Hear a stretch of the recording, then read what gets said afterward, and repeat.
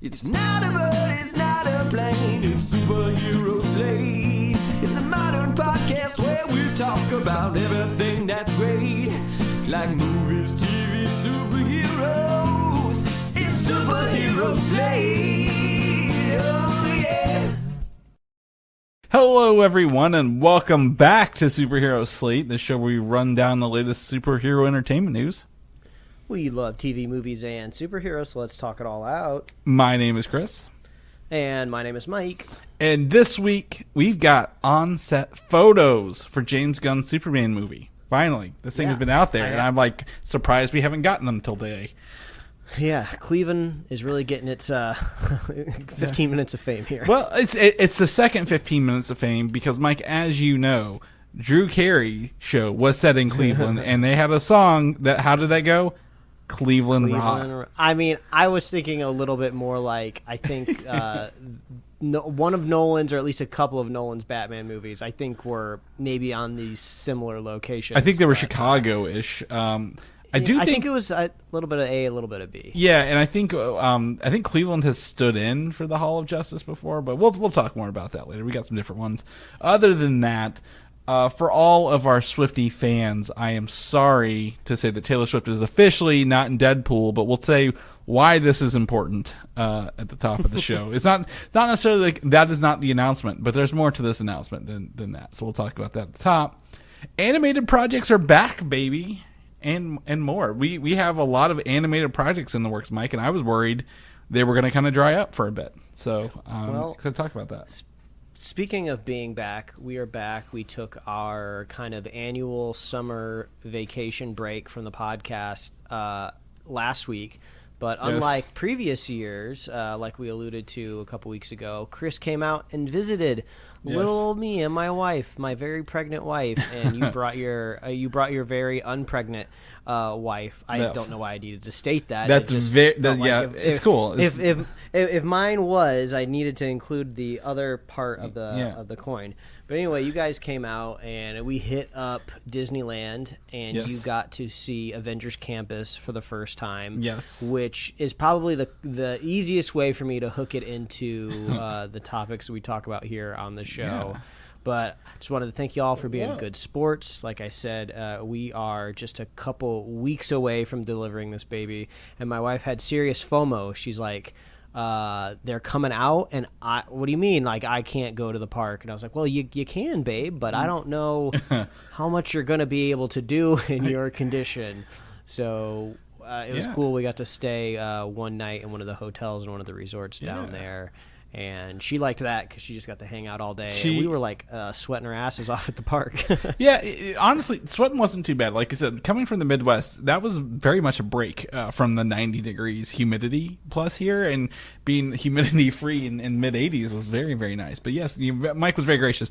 Put us up on the finest air mattress I've ever slept on in his living room. But we had a good time. It was a great time. I think it was one of those trips where the flight came in midday, and we got to spend an afternoon / evening together. You took us to a restaurant.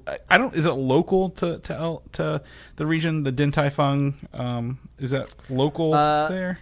Not super local, but I think it's primarily in larger metropolitan cities. I think there's one in the Seattle area. There's like a small handful of them, but yeah, delicious soup dumplings. Absolutely fantastic. And the one at Disneyland opens up tomorrow for the first time. So that's a little plus. I'm getting those advertisements now, Mike. So with that. The second day, Mike says, obviously finished camps, but we went to Disney Studios. And the cool thing about Disney Studios is that the Marvel offices are there. And we didn't get to go up to the Marvel offices, sadly, but we got to walk around campus, got to buy some official Marvel merch right off the studio lot. I mean, that was so cool / some of the best purchases I've had. I wore my Pizza Planet button up today around to that, and then obviously Disneyland for 2 days. I'm not gonna have to go into details. Mike's been there more times than I can count, and that was our first time. But I always tell people, like, me and Rachel, we're Disney World pros. We're veterans of Disney World. When we went to Disneyland, we had our Disney World mindset on, and you attest this. We were like going everywhere, like at the speed of light. Like we were like, we got to get here, we got to get there, and then you're like, the park's over. We're at the end of the park. I'm like, oh, this is much smaller than we're used to. Like we're doing that. And Mike got to see my anxiety for roller coasters and rides in full effect. So this was a shock to me. I wasn't going to bring it up because I didn't want to put you on blast. But the tone was set very quickly for Chris when we rode our first ride, which is Soarin'.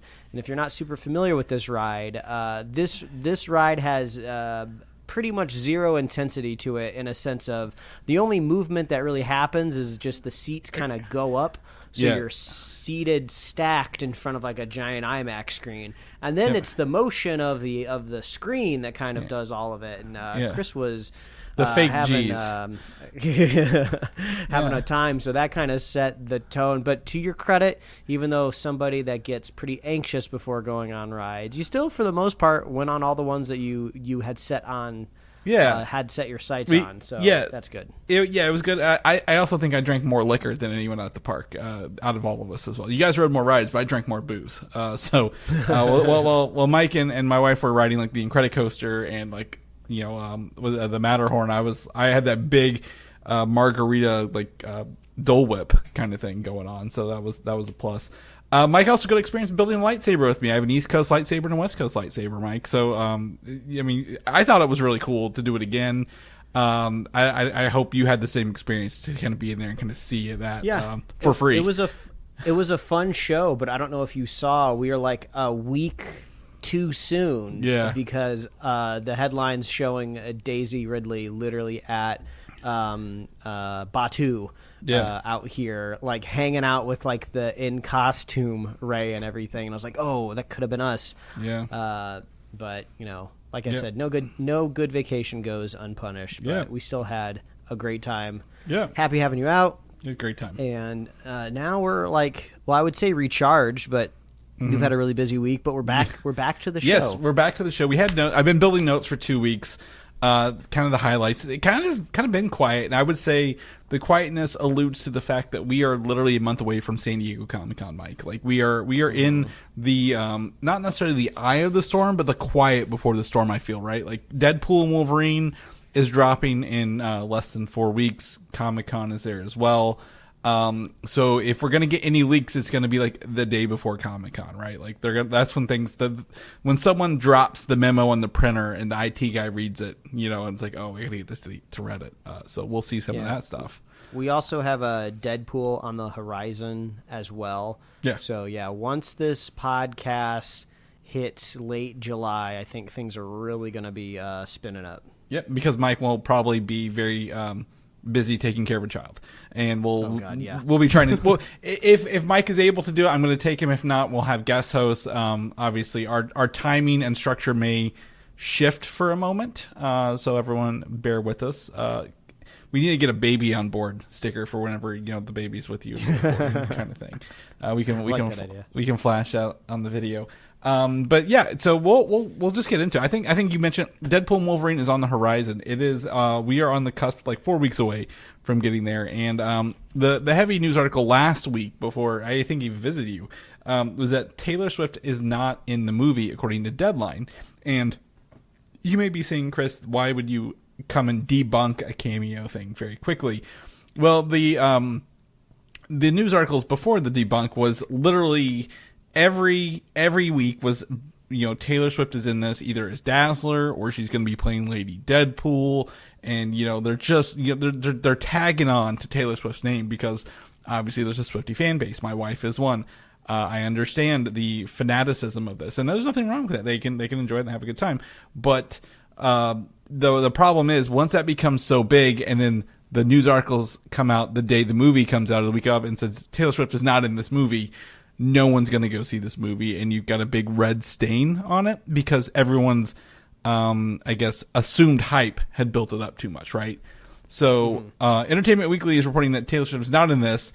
No context was provided. However, I think it is to temper expectations for people before they go into this movie based on a bunch of unfounded comments and rumors online, Mike. Yeah.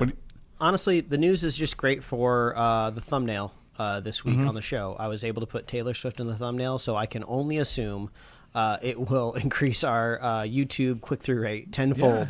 That I was able to throw her up on there. I don't know what those new listeners are coming to look for, but just happy I was able to pull a picture of Taylor Swift and juice the stats a little bit. But yeah, no, you're totally right. When you get a star this big, you can't really like dangle the carrot out there trying to get people in, and then they watch the movie and they're not in it. I mean, it could still be a delightful surprise if the cameo is there, but I think of this more as like a broader question, right? She has become so widely acclaimed for being this all-star musician. I've even seen video essays out there of her directing and cinematography for all of her music videos, so she definitely has this talent when it comes to telling stories and writing lyrics. But I feel like we've yet to see like a pure display of her acting. I'm not saying she can't do it, but I have yet to see the sample of it, except for anytime this comes up on the show, I just oh yeah, right, she was in that movie. She was in Cats, yeah. So yeah, we're still yet to see a pure example of her acting. So if there's any I'm sure there's a Swiftie out there who's put together an acting reel for her. But yeah, it is kind of funny. People are already casting the biggest star in the world. Like, well, she's got to go in the biggest franchise in the world at some point, right? Yeah. I don't know. And we've talked about the Scarlett Johansson Blonde Phantom project, right? And the top articles where Taylor Swift is talking about that role where it would be a 1950s Marvel role, not necessarily touching the MCU proper, but having like a place in the MCU that she can exist in with her content, and maybe she even does the music for it. That'd be pretty cool, right? Kind of like a Lin-Manuel Miranda scenario, kind of how he does like Hamilton. But also Sydney Sweeney's been in talks for that role as well, which she obviously, as we talked about, I think it was last time, even like how she is very good as a producer. She's playing the game with Sony so she can get her movies done. She's going to Marvel doing something that's like that. But I think Deadpool and Wolverine being rated R, a lot of Taylor Swift fans are a lot small children, young girls. When I was at the concert film, was it last year? So I think you also have to be careful of not pulling small children into a rated R film, with, like you said, the carrot of Taylor Swift being in there, because I assume a lot of parents would be a lot more lashback over that as well in the long run.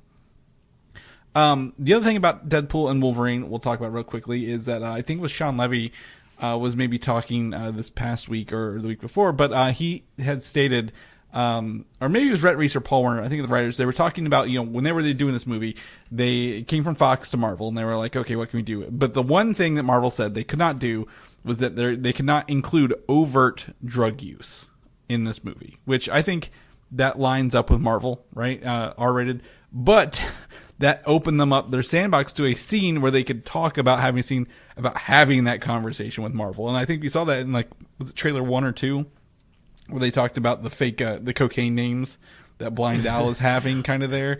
So it's even funny that it can poke at the real conversations they have with Marvel in this movie. Well, also, I'm curious what the technicalities of using the drugs are as well. I just saw a little behind-the-scenes video this morning when I was just mindlessly scrolling in bed, and it was the film back in the day. You remember Three Ninjas? Oh yeah. That originally was slotted with a PG-13 rating, but they wanted to give it a wider audience, so they kept trying to drill the rating down to a PG rating, which was toning down the violence, doing their best to cut around some maybe punches and kicks. Yeah. So they ended up finally crossing the line into PG when they added these kind of cartoonish sound effects whenever characters got hit on screen. So it just makes me think we can show you the pile of drugs, but we just can't show you going into the human body. And I feel like Deadpool has the advantage of I'm pretty sure in one of the movies he's done drugs with his mask on. He puts the brick of cocaine up his mask and then punches his face, and the powder comes out everywhere. If you remember from that. See, it's now, do you consider that drug use? We do not see it could be flour. Nostril. It could be flour. I mean, it wasn't labeled cocaine, so.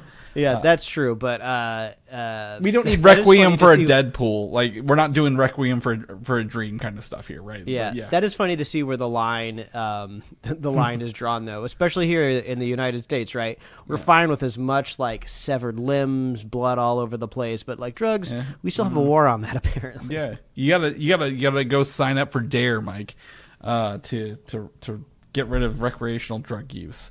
But yeah, Deadpool Wolverine, I think that's our next film on our watch list. Very, very excited. A lot of unknowns. I'm trying to stay clear of rumors and articles myself to get in. So very hyped to watch this next month, and we'll be talking probably a couple more times before we see it. Also, this is an asterisk, an alert.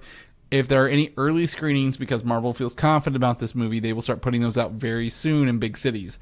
So stay alert to your local movie theaters or like maybe even Fandango to see when those pop up. So you may have a chance to sign up early to see those films.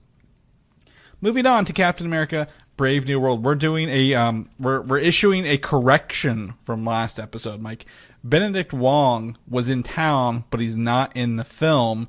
The in-suit on-set was a fake photo that someone claimed they had but never actually saw. So we jumped the gun on that, but doing our due diligence here as reporters on the podcast scene to tell you that he may not be in the movie. He was just on set. How dare somebody fake the telephoto zoomed lens of a set? That is sacred to me. I love those photos. I don't need AI or people going in there with Photoshop. I trust those telephoto lenses, and I don't appreciate this, folks. Someone tried to do that with Superman early on, but they started smacking those people pretty hard. They were like, you can't put up these fake images of Superman. This is like you mentioned, this is what we rely on to get our scoops and our views. Like, it's an interesting thing to fake, right? Because if you're going to go all that way, you think you'd do something a little bit more crazy, like Tony Stark or Steve Rogers is, in one of these shots. But like Wong, like I'm working my way through the last phase of Marvel, and I feel like he's in everything all the time anyway, whether it's a streaming show or a movie. So I guess they just wanted to go for maximum believability. Yeah, he's on set. Obviously, we're going to be doing this for that. So I don't know. I mean, thankfully we have the opportunity to do that and kind of look at it here. Oh, this is interesting. We're gonna be taking a look at some notes here that have been updated since we last here. The other part of Captain America: Brave New World, the rumor is that the Russo brothers are producers on this film again, based on the editor Matthew Schmidt updated his film credits through the Guild, and it included Joe and Anthony's name as producers on this movie on his list. However, now that I've clicked on it, they're not on there anymore. They've updated this document since we put these notes in here. So do you think in the recent fixes and updates for Captain America: Brave New World, do you think they have maybe tapped into the Russo brothers to help fix some of the things to get it back on track? I mean, that could be interesting. Like, we're having problems we need to fix. Oh, we got to reach out to some of our most trusted sources. I could easily see it, going that way for sure. But also, I feel like Marvel has kind of cultivated these creators over within the MCU. And I'm not saying they're like on a retainer or anything, but it's just kind of like, oh, I'm going to shoot you like a text message, you can go ahead and be a producer on this movie. Or it could be a scenario of like, well, you kind of created this character in your last movie, so we're going to go ahead and throw a producer credit on there because you read like an early version of the script and you offered like one note. So what I'm trying to say is I would be more interested if it was a producer that we hadn't seen before, but like we're saying, Wong's and everything, I wouldn't be surprised if the Russo brothers are at least uninformally like connected to everything happening at the MCU right now, whether they have a buddy that's working on something or they just chat with Feige like in a do they think they have Discord? Are they Discording with Feige? Are they hopping in the chat and chatting with him? Yeah, possibly in Discord. They're teams. It's all teams over there. They gotta lock that down. But kind of looking it up, I'm like, if so, the reason this kind of came up is that I don't think they were listed before, and that's like the flag here. Maybe they weren't there before, and now they can. But but they have the Russo brothers have done. Was it their production label? Is it like AGBO or something? They've done like. Did they do Cherry with Tom Holland and some other stuff? Gray Man, right? Yeah. So my thing is, the Russo brothers haven't done anything worth value since leaving Marvel. Like nothing of that has been like, oh my god, you've got to see it. It's groundbreaking. It's new. Not saying that they can't do it, but they haven't done it since then. And this might be a way for also them to be like, all right, we got to get ourselves back into something that we can we want to tie our name to, so we can possibly, prove out some more stuff in the long run. Because I honestly. I haven't thought of any of those movies the Russo brothers have done since Marvel. Excuse me. Unfortunately, I don't think really anyone else. Yeah. Oh, they're also from Cleveland. Maybe they're over there helping James Gunn. No, I'm kidding. I'm looking here. Joe Russo. One of the Russo brothers wrote The Extraction as well. And Extraction 2, the Chris Hemsworth movie on Netflix. Yeah, sounds about right. With John Extraction, looks like it. They were producers on Everything Everywhere All at Once, and they have another movie coming up called The Electric State, which I had not heard of as well. So if they end up doing some help, that's fine. But I don't think it's going to be, like you mentioned, a huge deal in the long run. Moving on to some of the Russo brothers they introduced Spider-Man to the MCU, but Spider-Man, the rumor mill is churning, and the first rumor up is that everyone in the MCU, as in people, were watching that final battle at the Statue of Liberty from No Way Home. Remember the big scene with everybody, the Sinister Six versus Spider-Man, Doc Ock. But this rumor is that since they said, oh, there's no Otto Octavius, there's no Norman Osborn in the MCU already with that movie. This movie will inspire Spider-Man 4 new people to look up to those characters, potentially taking on a Dr. Octopus persona or a Green Goblin persona without being those direct characters, as they do not exist in the MCU.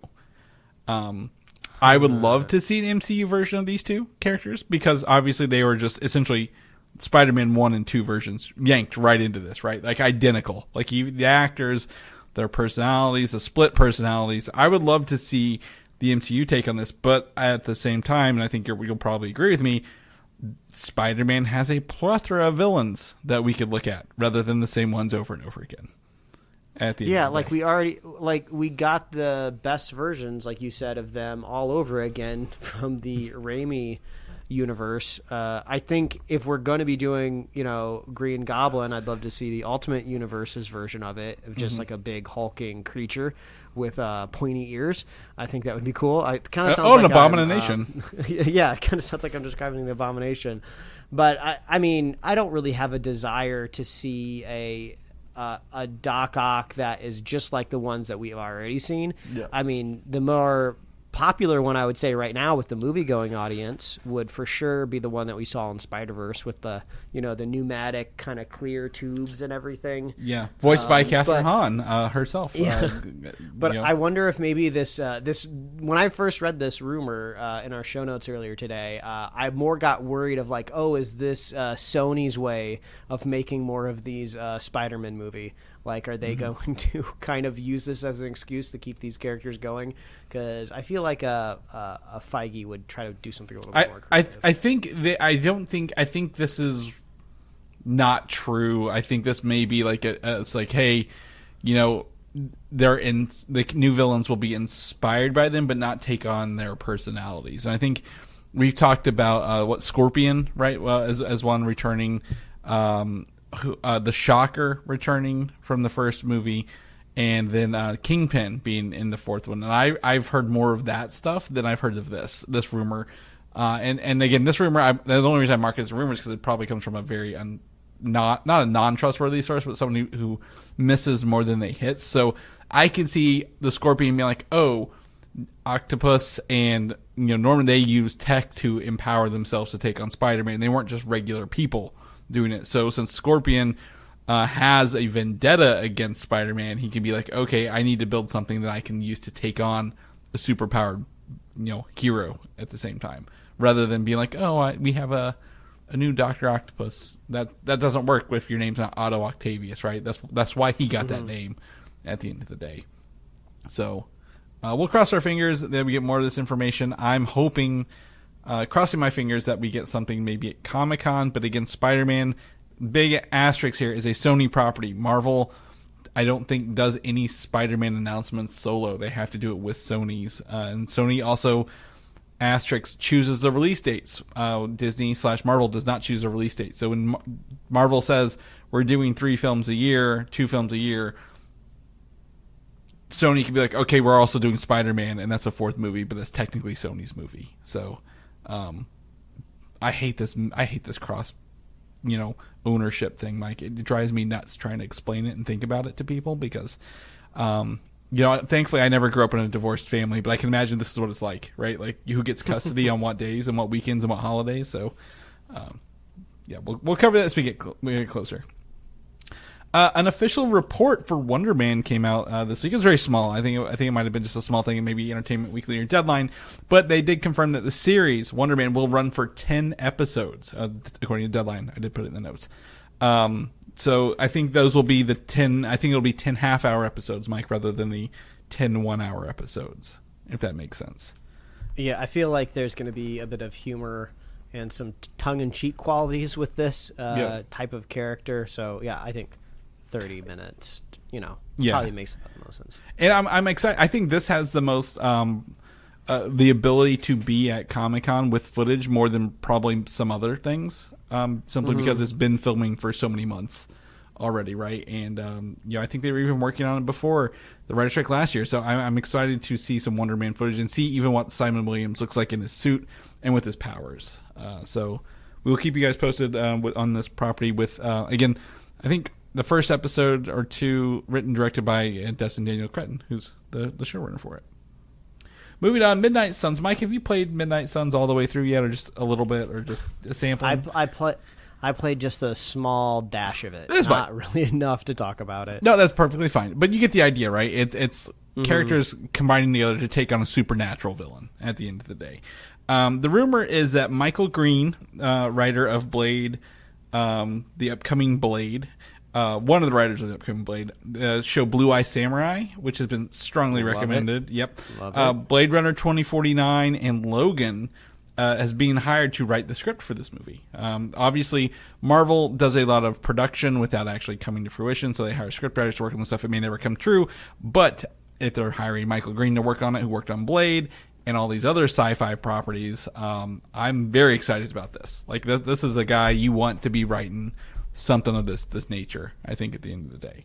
Yeah, I would just love a reason within our world that we've been watching for the last decade plus for kind of creatures and dark monsters to kind of start appearing again. It's hard to imagine, the scenes just before we start watching the very first Iron Man movie, right, where we're presented with a somewhat, normal world, and there's also vampires and werewolves running around. I never really got that vibe when it all kicked off with Iron Man. So if there is some sort of big cataclysmic event, which we know we're building to, right, with Secret Wars, I would love to maybe that be the reason kind of the monsters are crawling out from under the bed, like all of a sudden, and somebody like Blade needs to rise up, or all of these other characters need to rise up and fight somebody like a Lilith. Well, I think you also forget Werewolf by Night exists in the MCU as well. And I remember all things exist, but they've all been bolted on to the past. Well, and after the fact. But I also think if you look at Iron Man 1 versus Avengers Infinity War, the end there, or in game, they're very two different worlds. The world has evolved a little bit, so you can have the magic was added on and stuff like that. I think you can have it without having to be like, oh, what did Iron Man do? But I think when you look at Werewolf by Night, they were like, oh, all of these hunters or I guess werewolf hunters or monster hunters are being killed off, or at least they're not continuing their I guess legacy lines, right? They all died in that movie, so who's gonna keep doing the dirty work if no one is? And I really feel confident Blade might give us a good answer to that, and they're working through that to get us a good answer, because if it doesn't work in the world, why even do it at the end of the day? I think Midnight Suns, I think will be, and this is, this is not an officially announced movie, as my notes here, but production works in the background to ensure less delays.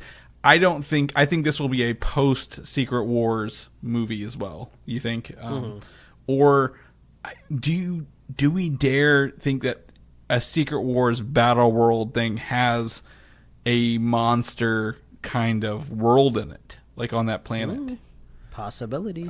Because I know in Secret Wars comic books there was some stuff with Man-Thing, and I think he was even friends with Howard the Duck at one point in a multiverse thing. So be interested. But I think the whole point is back to Michael Green writing all these sci-fi properties, huge ones, obviously doing great work. So let's get him onto some good properties here.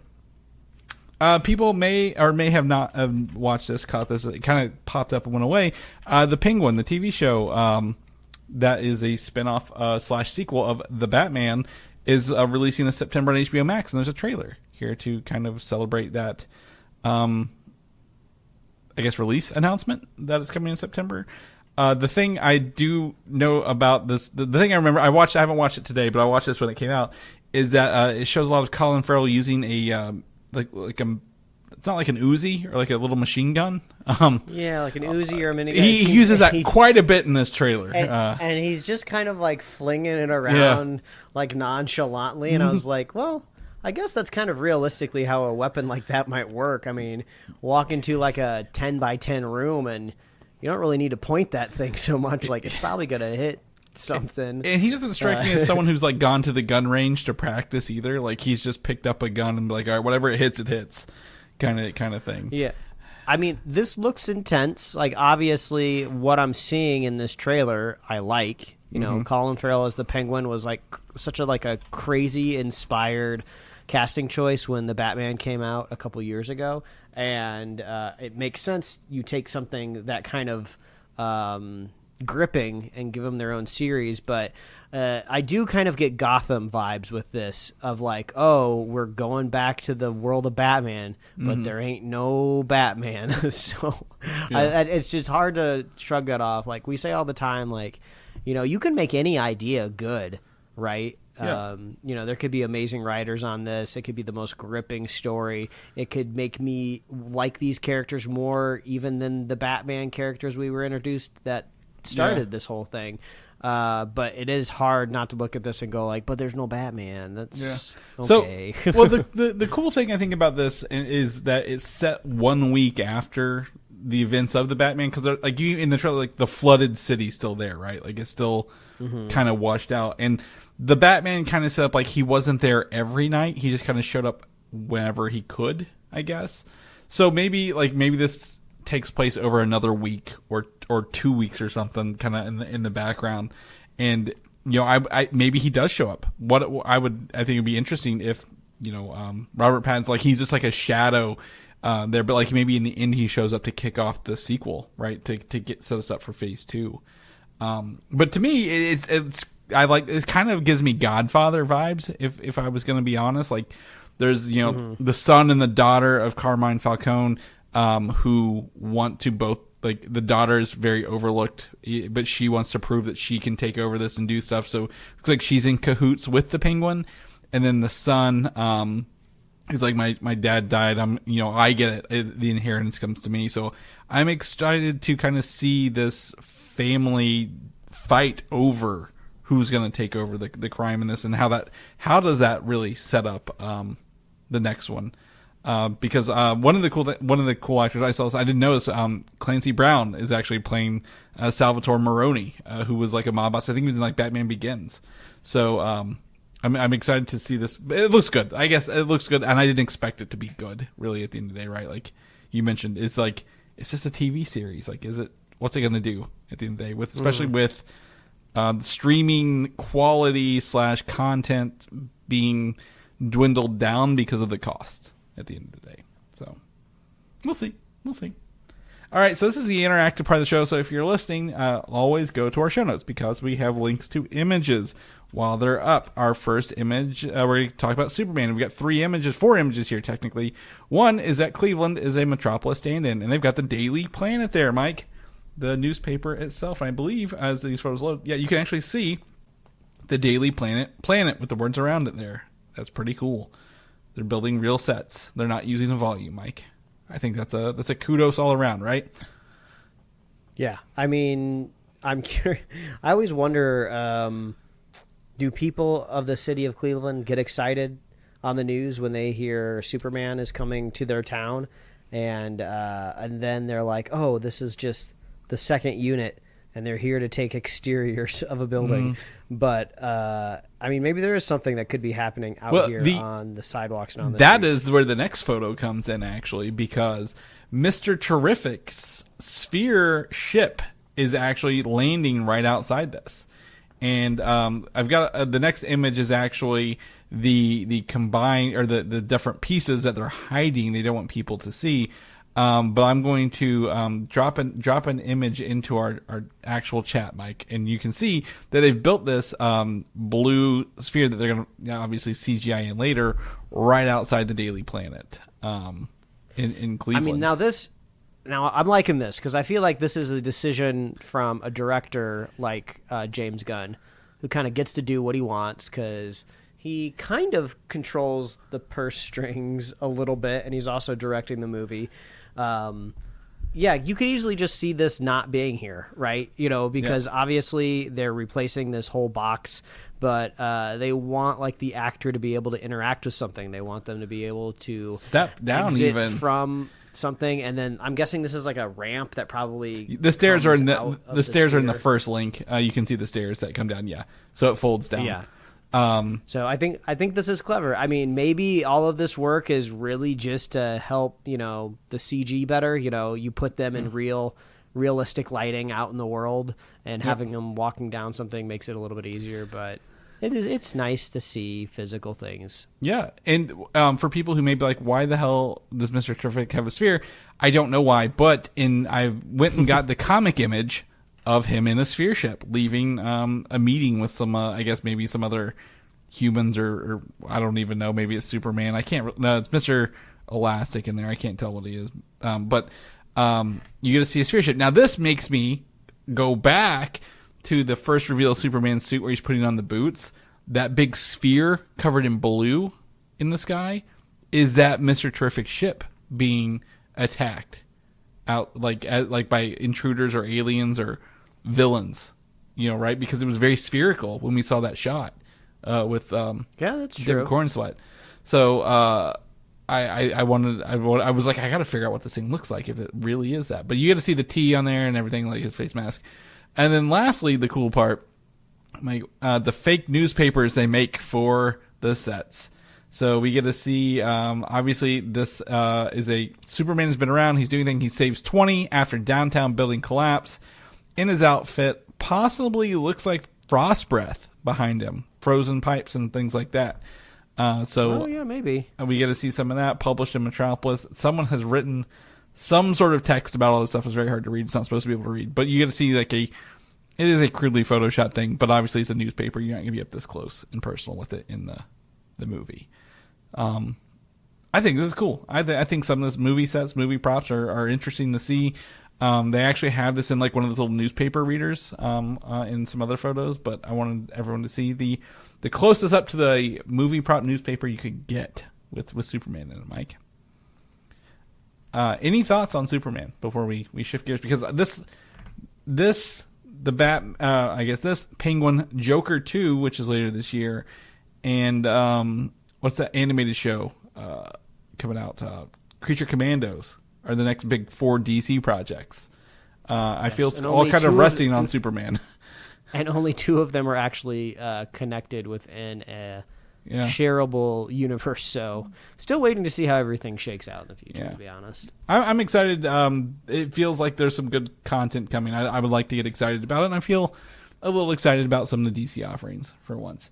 Another new DC offering coming up around the corner is a Blue Beetle animated series in the works at DC that was announced, and it will serve as a follow-up to the movie that came out last year. It will not retell the movie events, but it will tell stories from that and, use, I believe, I don't know if they announced the same actors as the voice actors or not, but I don't see why they wouldn't do that. Mm-hmm. This was a little surprising to me. I didn't think they would be I thought they would pull Blue Beetle into Booster Gold series they're working on and not necessarily do an animated series. But this is an interesting announcement. It seems like there seems to be enough interest in the Blue Beetle property to keep it going to make a series like this. Yeah, like I was saying earlier, I'm just waiting to see how all this shakes out. It's the same thing with the whole animated universe that Gunn pitched. You know, he said, "Oh, it's all going to be connected. These animated properties are not going to be kind of these things that you can kind of brush off. They will be serious like stories to be considered in this universe that they're building." So, waiting to see if that really ends up being it, because you have this complication of animation being such a longer pipeline. Mm-hmm. So, you know, if something goes south with a movie, right? You know, you might only be like halfway through producing an animated series and you're like, oh, well, the box office just showed nobody cared about this group of characters. So I'm hoping for the best, obviously. Yeah. Well, I just have to wait. This one is interesting because it's a year after the movie's been done, right? This isn't like, oh, we're waiting on movie 2.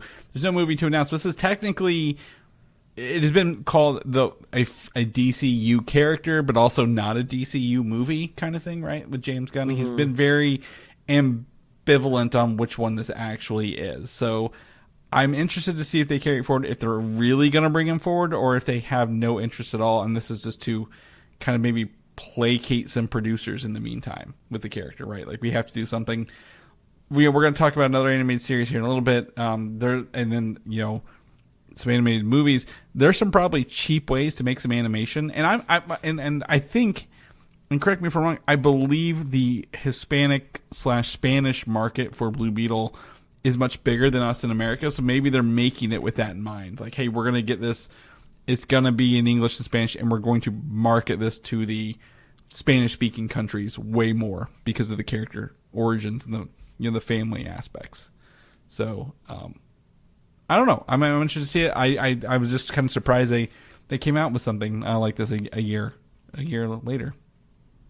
Moving on, the spinoff of Harley Quinn, Kite Man, is now called Kite Man Hell Yeah, which is apparently a line they use in the comic book. And the series will debut July 18th on Max. I'll be honest, I have no interest in this. I've not watched much Harley Quinn other than maybe some of the first season. So this is good for people who are fans of Kite Man and the animated series. I'm glad you guys are getting some content out of this. Mm-hmm. That's about all I have. Anything else you want to add to Kite Man? Hell yeah! other than the title's pretty funny. I think the title's pretty funny, but it seems like it's titled for the audience that is intended for. Mm-hmm. Yeah, I don't think we're gonna get season 2 of this. So unless a lot of people turn out, and it's pretty good. If it's good, like we said, anything can be good. We'll watch it. We'll let you guys know. But next month, this will be coming out right the same week as Deadpool. God, that's a bad time. It's a bad time for them.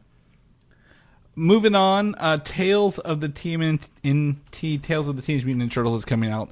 The sequel series to the animated, was it Rise of the Teenage Mutant Ninja Turtles? Is that? Yes. No, Mutant Mayhem. It was just Mutant Mayhem. It was that's what Mutant Mayhem. There's so many turtle titles out, and there's only going to be more. But the series will have the turtles doing solo stories before reuniting. So it looks like they're going to focus on.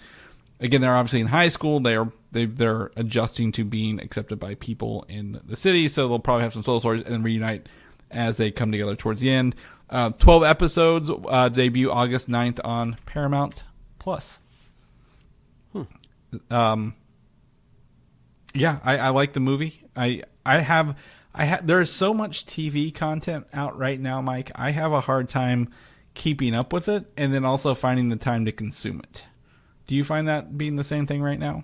Like we're at the end of the writer's strike, and actor's strike is now like paying off a year later. Like, oh, there's the stuff we've been holding on to. Yeah, it's I mean, it's a tale as old as time, and people have been talking about like this kind of like glut of content that we've had for the last feels like decade, and even what we've seen with more like recent Marvel, where when you're being offered so much, it feels like not much is special anymore. Like remember when like we first heard of the concept of like wait, they're turning this movie into a TV show, and wait, they're actually bringing the actors back who are the main character. It's just like those things were just like unfathomable, and we were like so excited by the concept, but now it's like just par for the course. Like I keep thinking that every time I see that Paramount Plus has like a Knuckles show. Like, are you kidding me? Like the fact that there is a Sonic movie and there's been a couple of them now is already like mind blowing enough, and apparently they're good. I keep hearing, and then the fact that there's a streaming series with like just Knuckles, and I do not feel compelled to go out of my way to watch them.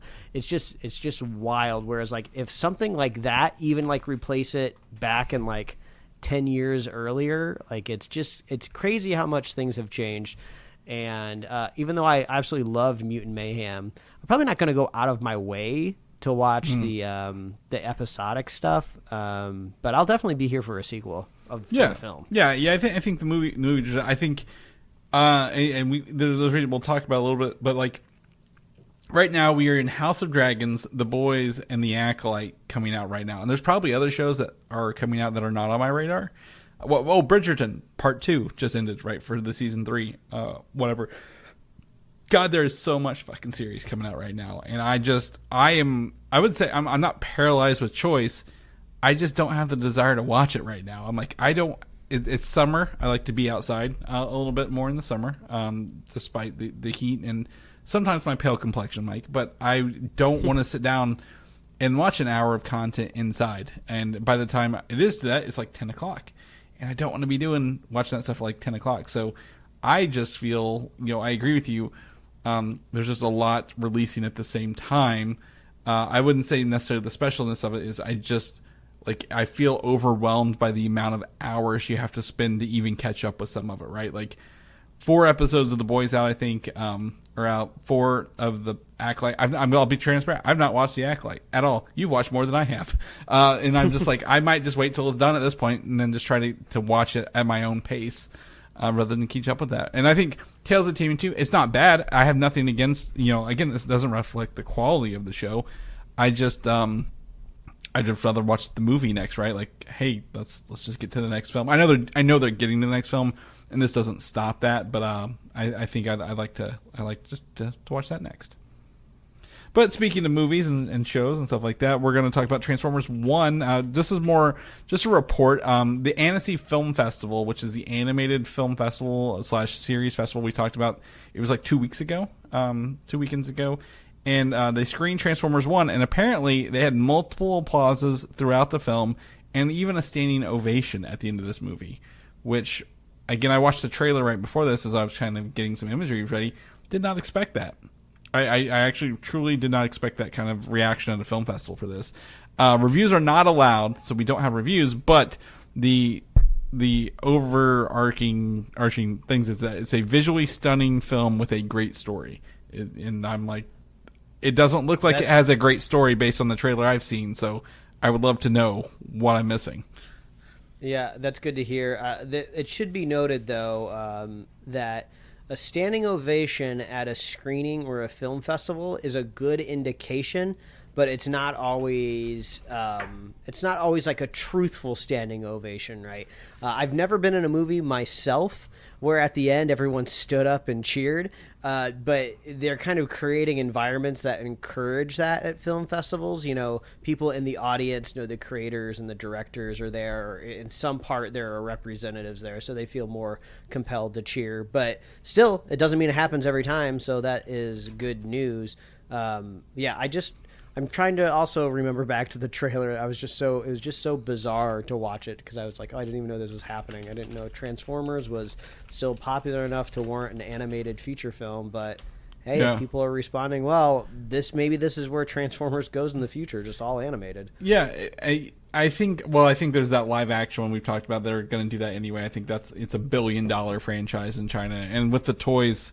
Transformers will always be a toys first kind of thing, so I'd be interested. But I would also go against you, like, a film festival, same duration, normal, but like it's an animated film festival, And they report on this because that's not normal at animation film festivals either. They're like, most of the time when you're at a real life thing, all the actors and stuff are there. The animated ones, like, it's a smaller gathering. So I'm interested to see, like, if it gets that much that it even got to the news, like, that's where I'm kind of like, okay, I like to see it. But the trailer's not selling it. We went and saw Inside Out 2 Thursday at around noon, I think.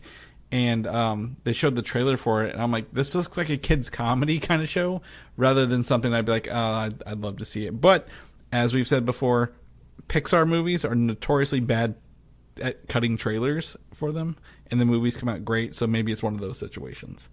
I will go see this probably, or at least I will watch it. Maybe not go watch it. I'll find a way to watch this when it comes out and let you guys know. Watchmen, we discovered this kind of at the same time when we were together last week. Watchmen is getting an animated release, an animated movie release with 2 parts, part 1 and part 2 coming out. And I've linked the trailer for the announcement here. And the animated adaptation will be rated R for graphic nudity and follow the graphic novel, not necessarily Zack Snyder's version. And you and I both agreed, and I put the note here, it looks like the What If style animation for this movie. Yeah, it's kind of funny too, because you watch the trailer and it feels a lot like the Zack Snyder film animated, because the Zack Snyder film pretty much used the comic book as storyboards for his own movie. I mean, the biggest deviation obviously was the ending of swapping out the big old interdimensional squid, and then adding in the animated pirate story after the release. But those are the 2 big things. Yeah, so it's just kind of weird. Like, I'm watching this and I go, oh, maybe this will be really nice for, like, the diehard Watchmen fans. But at least from the trailer being cut here, I feel like I'm really not seeing anything that is, different, calling to me. It's just like, I've seen this. I've seen this already. Yeah, I think the thing is, and we always said, What If wasn't ugly, it was just a different art style.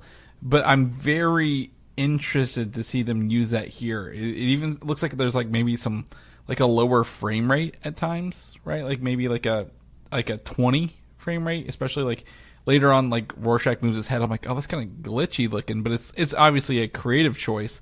But I will probably again watch this just to see it, but I'm very curious to maybe see why they chose this animation style for this movie and what the reason behind making it was. Right, whenever they could have just used their standard Warner Brothers animation, like how they do all the Batman movies and Justice League movies. Like you could have just done that and done the same thing. So I'd be interested to know if maybe it's a cost thing or it's easier to do the 3D models like this. And it's not the story, it's not the movie, it's actually just the making of what has me juiced for it.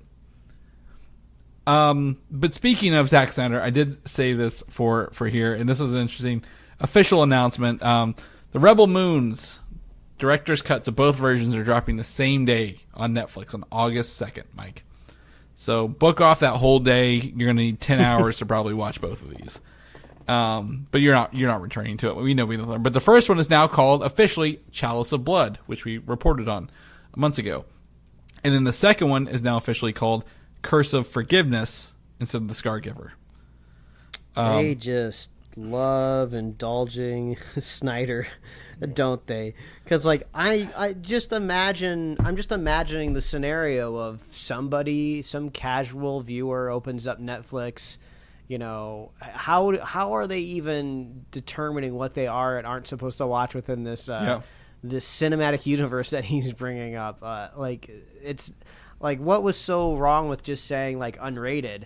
Like honestly, that I feel like, or like director's cut, that's always been like a marketing term, right? Mm-hmm. Like if you were alive in the DVD era, where every week you went to Best Buy to pick up the newest DVD release, right? It was unrated director's cut. That's what moves these things. So, the interesting part is, again, it's not the films; it's the making of these. Is that he said that these Chalice of Blood and Curse of Forgiveness, and we talked about it before, are a parallel universe story of the same thing, but it's more R-rated. Like, I would love to see an I guess unbiased video essay on the changes. The differences. I was literally about to say the same thing. I Yeah. do not want to put in the effort for this for these films anymore. I wouldn't remember. I could watch them. I could not tell you what happened in one and what was in the other one at this point. But I think a video essay would tell me. But I want unbiased. We don't need to sit here and just run Zack Snyder into the ground or Netflix into the ground for what they're doing. I just want to know what the changes are, and then say, did they release a making of kind of documentary? Because I would love to, that would be something to just, I would probably dig my nails in that more than the actual movies, right? Of why did you do this? What was your idea? Why did you steal from everything else? But why? So for those who are interested and want to watch them, again, Chalice of Blood and Curse of Forgiveness are coming out August 2nd on Netflix. The Boys, season 4 is now going on. 4 episodes are in. I put 3, but that was last week. First 4 episodes of season 4 are out now of an 8-episode season, so they're halfway through. The confirmation, the news here is not that there are 4 episodes out, is that the show will end with season 5, Mike. Is it Eric Kripke? Whatever the director, Kripke, whatever his name is. He, the showrunner and everything, he has said that the show will end with 5, and they know that it's ending with 5, so they're running towards the ending. And it will not follow the comic book ending, Mike, if you're familiar with the ending of the comic book at all. Well, I'm not, so I'm glad, because I don't want to confirm something that I don't already know, but this would be a good point, as you alluded to earlier, is you're not up to date on The Acolyte, neither am I. I haven't started The Boys yet, even though I love the show. So we will ingest these and talk about them on the show sooner rather than later. But, it's one of those things where it's actively airing, and I am absolutely exhausted with the online discourse between those two shows.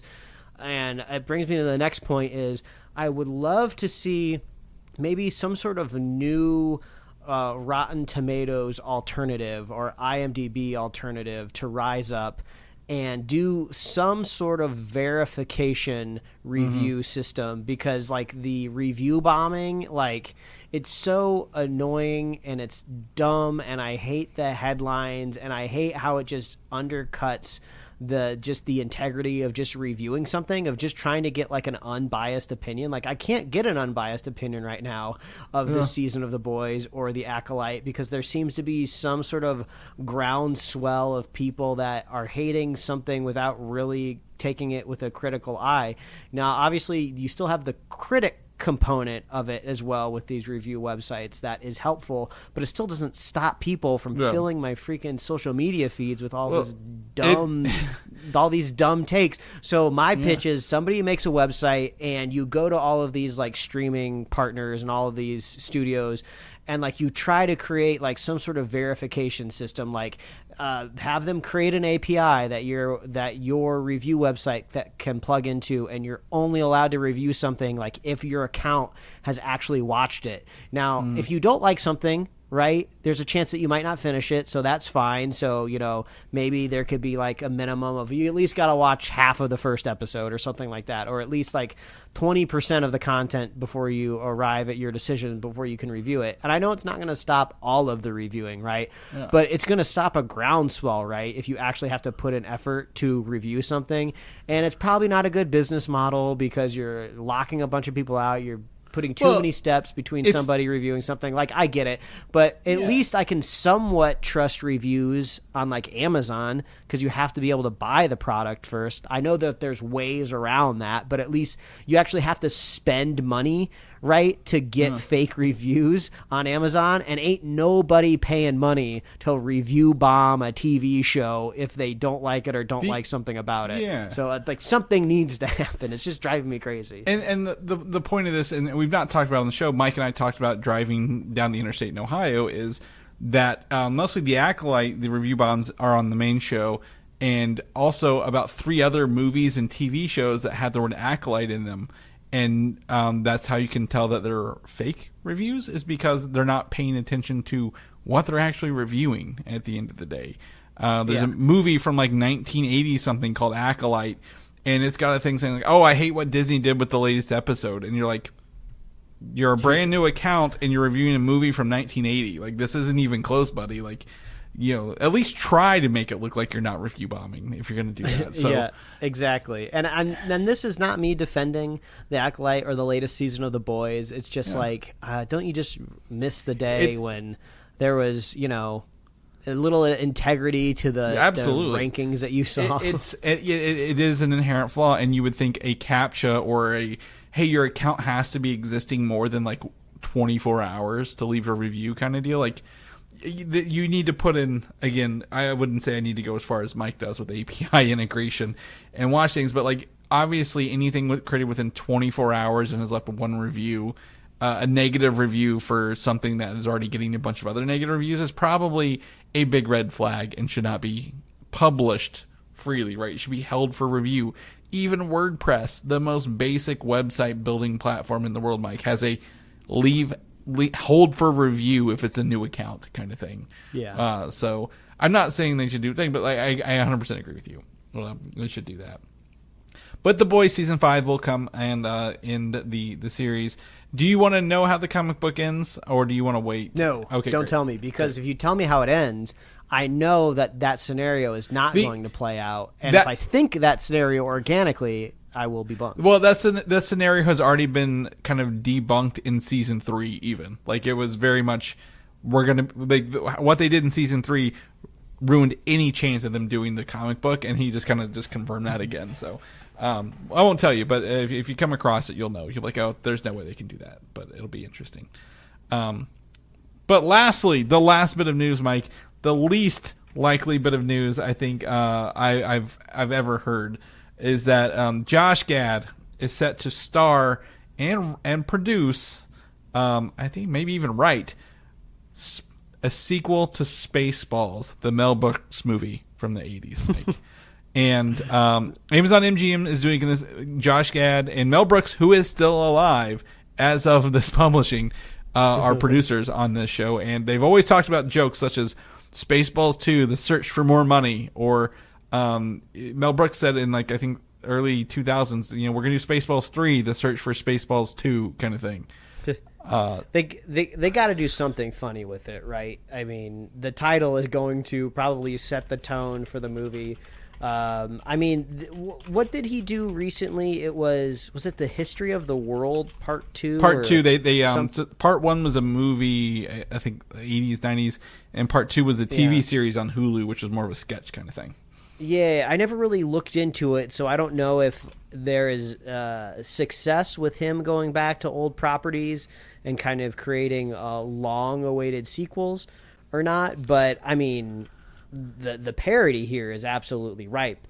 So much has happened since the first Spaceballs. I mean, there's a million different directions that there's a lot of sci-fi movies. Like, it's not just Star Wars. A lot of people are like, oh, it's just Star Wars. It's not Star Wars. There's Alien, there's Predator, there's, obviously, there's Dune right now, right? Any sci-fi, Blade Runner, any sci-fi property they could skewer into Spaceballs too, pretty easily. Yeah. Now, if I was a betting man, I would bet the movie's bad. I mean, just every instinct of my body is just like, yeah, don't make this. It's not going to be good. What's the point? But there's another real side of me that's like, oh, I hope this is good. I liked Spaceballs growing up. Yeah. It was funny watching somebody make fun of something that I really, really liked, like Star Wars, because, it's kind of like imitation is the best form of flattery, but also kind of mixed in with like a roast, like, oh, we're roasting you because we like you type of thing. But I don't know. Maybe this whole thing is way too far in the past. Like we were talking at the top of the show. What were we talking about? I gotta look through my show notes here to try to remember what my point was here. But I mean, Spaceballs has already been done. And it was kind of like a straightforward parody, right? But so much has transpired since then that I feel like if you're going to kind of skewer the current state of sci-fi Star Wars movies, like you got to have like a very unique kind of tooth to it, right? Yeah. Because it's not going to be as simple of a formula anymore, I think, is what I'm trying to point at. Right. Well, and I think, Mel Brooks, he had a string of films that skewered stuff, right? Like Blazing Saddles, Spaceballs, Robin Hood Men in Tights. You Young Frankenstein even, right? But he had like, I would say, and I hate to say this, but because a lot of comedians said humor was different back then. What you could do in a movie was very different. Obviously, Mel Brooks always played like a, I don't think it was a person's life, but like a very misogynistic, woman obsessed kind of person in his films. Or, they would, make fun of things you wouldn't make fun of anymore, or say things you really couldn't say in a movie anymore. But so I'm interested to see how they pull back. But knowing, again, Josh Gad, who got to start doing Book of Mormon, right, as one of the characters, and then doing a lot of comedy and stuff, I think he has the ability to do some funny things with this. I'm expecting a mediocre film at best. Hopefully it's funny. Like, again, there is Star Wars, the idea of streaming. I know Spaceballs touched the idea of VHS back home, where you could watch the movie in real time kind of thing. The scene like that. But also, what I loved about it is the act, like Rick Moranis as Dark Helmet. Like, he sold it so well. So that you gotta have a really good set of actors to kind of sell this. So I go both ways. I was looking up. Do you remember 22? There was a anime movie called Paws of Fury: The Legend of Hank. That Michael Cera voicing a dog. Yes. So that is a Mel Brooks movie. He produced it with the same producers who did Blazing Saddles. That movie is an animated kids version of Blazing Saddles, and it's wild how much of the same things are in that movie at the end of the day. So I think I don't. Again, Mel Brooks, he's up there in age. He is currently 97 years old, Mike. So I don't know how much he's going to really be putting into this at the end of the day. But he did do, like you said, History of the World Part 2 last year. So we'll kind of see how this plays out. I'm excited. I like Spaceballs. We're hoping for the best, obviously. Yeah. I'm just saying, if I was a betting man, there's a very clear place I would put my money. Oh, absolutely. I mean, you would be dumb not to say this does not have anything in its favor. Like, it does have a couple things, but it's going to be a long shot. But again, we've been surprised by less at the end of the day. But that's the show. I thought we'd have more notes over 2 weeks, but like I said, calm before the storm, before Deadpool and Wolverine, before Comic-Con. 2025, all that stuff. But if people know what you're up to, what you're doing, Mikey, where can they find you at? Oh, they can find me and my webcomics at liferewardsrisk.com and pickledcomics.com. Chris, if people want to catch up with you, where can they find you? Find me on Instagram, Valdan87, VALDAN879. I'm really bad about posting photos from our trip, so I'll do that, Mike. Me and Mike got trapped in a Funko box. Not really, but it is a fun photo. That Funko store was impressive. Yeah. Like, I am not a Funko guy at all. I can appreciate the business that they've built, for sure, but that store experience was rad. They had like so many cool, like 3D, what do you even call them, like molds, statuettes? Yeah, they were scenes. like 6 to 10 foot tall pop figures, like quote unquote life size, if you will, but the whole setup's like the aerial broken boat under the sea kind of thing too. Like, it's a nice store, and I like Funkos. Yeah. I don't collect them anymore, but I had a good time with that. That was a good one. But if people want to know about the show, they can come back every week and listen to us, except last week. But next week we'll be back with more. Where can they find that at? Oh, as always, just head up superheroslate.com. Remember domain names before everything was on social media? That's called a website. That's where you go to find all the things that we do. I'm getting salty all of a sudden at the end of the podcast for no reason.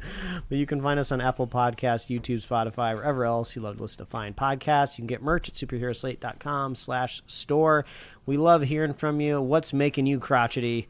What's steaming your broccoli? Reach out and let us know. We love hearing from you. And we love our super fans. If you're a super fan of this show or you want to be a super fan of this show, it's oh so easy to do. All you have to do is share the show with a friend. Share the show with a buddy. And we will be here every week, folks. That's right. We'll see you guys next week. Bye.